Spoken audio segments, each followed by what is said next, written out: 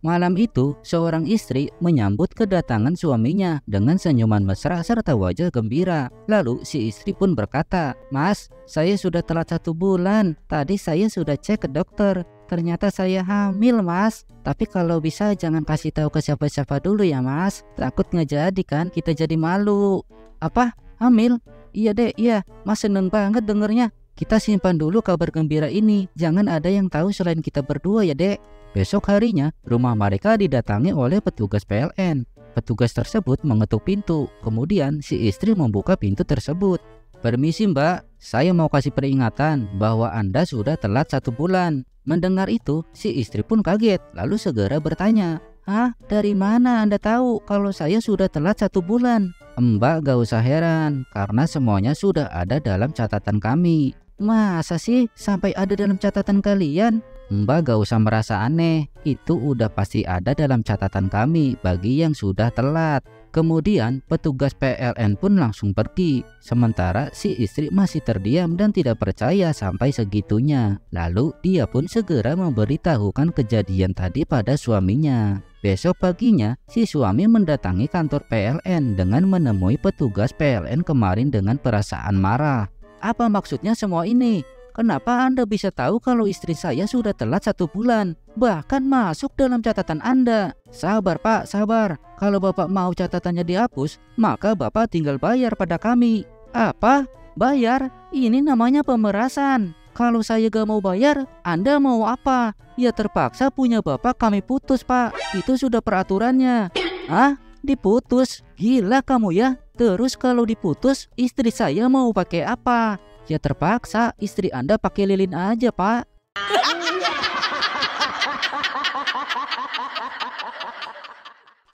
Di malam Jumat Kliwon, seorang tukang beca sedang mangkal. Anehnya, teman seprofesinya tidak ada satupun yang nongol di pangkalan malam itu. Karena waktu sudah menunjukkan jam 10 malam, tukang beca pun pulang. Namun di tengah jalan dekat jembatan, ada seorang perempuan yang berbaju dasar putih memanggil dirinya. "Bang, beca ya? Ayo antar saya," ujar si perempuan tersebut dengan datar. Dengan perasaan senang, tukang beca pun berkata dengan semangat, "Siap, ayo silakan naik Mbak." Kemudian beca pun dikayu dan di tengah perjalanan tukang beca bertanya, "Maaf Mbak, Mbaknya mau diantarkan kemana ya?" tanya Kang Beca, karena saking senangnya dia tadi lupa menanyakan tujuan si perempuan tersebut.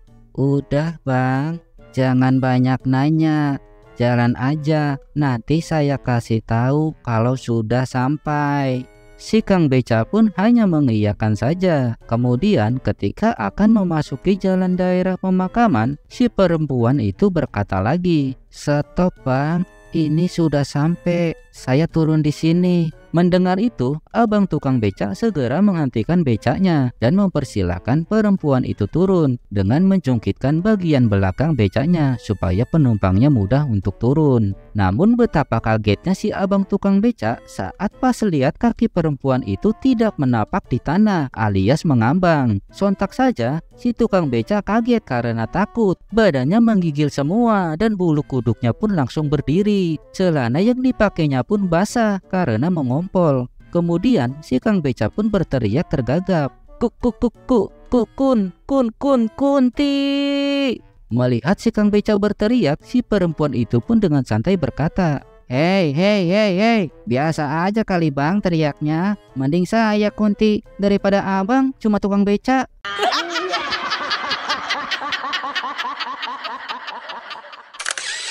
Di pagi hari di sebuah taman, 3 ibu hamil sedang asik berbincang, yaitu Ibu Evi, Ibu Nani, dan Ibu Kokom.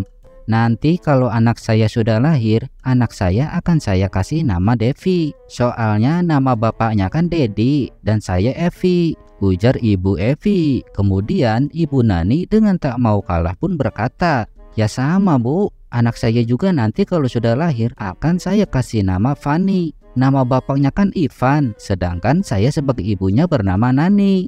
Ibu Kokom yang dari tadi mendengar pun hanya bisa diam dan tidak mau berkata. Bu Nani dan Bu Evi pun heran dan bertanya, "Jeng, kamu kok diam aja sih? Kami penasaran nih nanti anak Jeng Kokom mau dikasih nama apa?" katanya Bu Evi. Kemudian dengan terpaksa Bu Kokom berkata, "Saya bingung Jeng, kalau harus kasih nama anak saya berdasarkan paduan dari nama ibu dan bapaknya.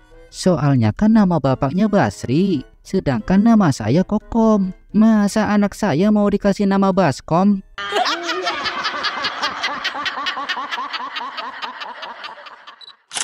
Di depan gerbang surga dan neraka, banyak manusia berasal dari berbagai negara yang mengantri untuk diadili. Sambil mengantri, manusia yang baru pertama kali berada di gerbang pengadilan surga dan neraka itu pun takjub.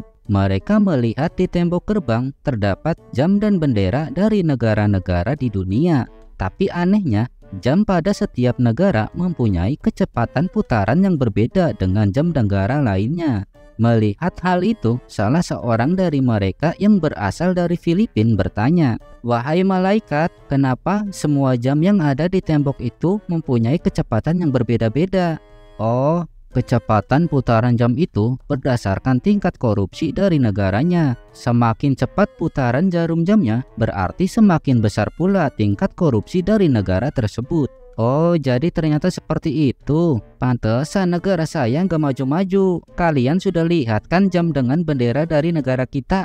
Itu sudah jadi bukti," ujar orang Filipina berkata pada sesama warga Filipina. Kemudian di sebelahnya orang Thailand berkata dengan marah, "Wah, brengsek. Ternyata jam dari negara saya juga kecepatan putarannya di atas normal. Pantes aja negara saya miskin. Hahaha. Lihat dong tuh jam negara saya, putarannya pelan banget kan? Itu udah jadi bukti kalau negara saya bersih dari yang namanya korupsi." Hahaha, ujar orang dari Singapura dengan bangga dan sombong. Kemudian terlihat orang dari Indonesia sedang celingak-celinguk melihat sekeliling. Dia nggak menemukan jam dari negaranya. Dengan penasaran dia pun bertanya, "Wahai malaikat, kenapa jam dari negara saya nggak ada ya? Saya dari tadi nggak melihat adanya jam negara saya." "Memangnya Anda dari negara mana?" "Saya dari negara Indonesia." Mendengar itu, si malaikat langsung berbalik sambil tangannya menunjuk ke suatu arah lalu berkata, Sebelumnya saya minta maaf ya. Coba Anda lihat ke sana. Jam dari negara Anda kami manfaatkan sebagai kipas angin karena kecepatan jarumnya sangat cepat."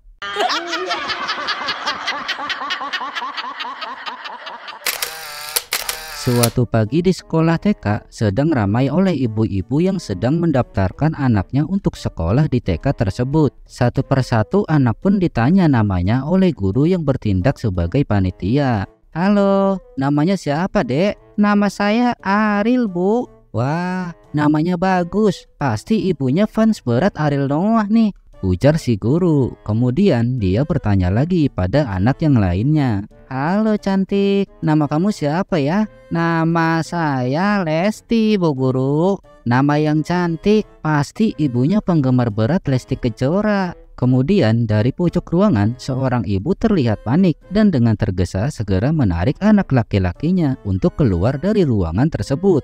"Bu, kita mau kemana? Kok kita keluar sih?" Mendengar itu, si ibu segera menjawab, "Sugiono, kita daftar di sekolah lain aja ya nak."